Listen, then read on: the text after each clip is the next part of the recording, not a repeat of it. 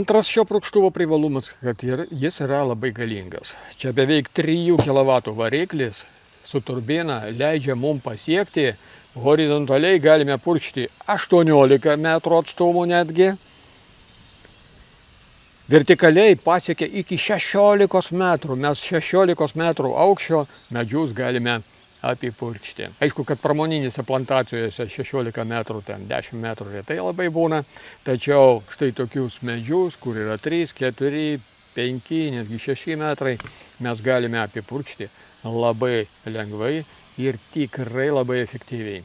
Dar vienas privalumas vis dėlto benzininio purkštuvo. Jeigu jūsų plantacija yra toliau nuo namų, jūs išvažiuojat kažkur 5 km, jūs tiesiog paimat su savim pakankamą kiekį vandens, kurio tarp kitko reikia daug mažiau su šio purkštuvu, paimat tam tikrą kiekį benzino ir galite apdoroti visą plantaciją, galite iš ryto visą plantaciją apdoroti arba vakare, arba jeigu tinka orai, tai ir visą dieną dirbti nepertraukiamai, niekur neišvažiuojant.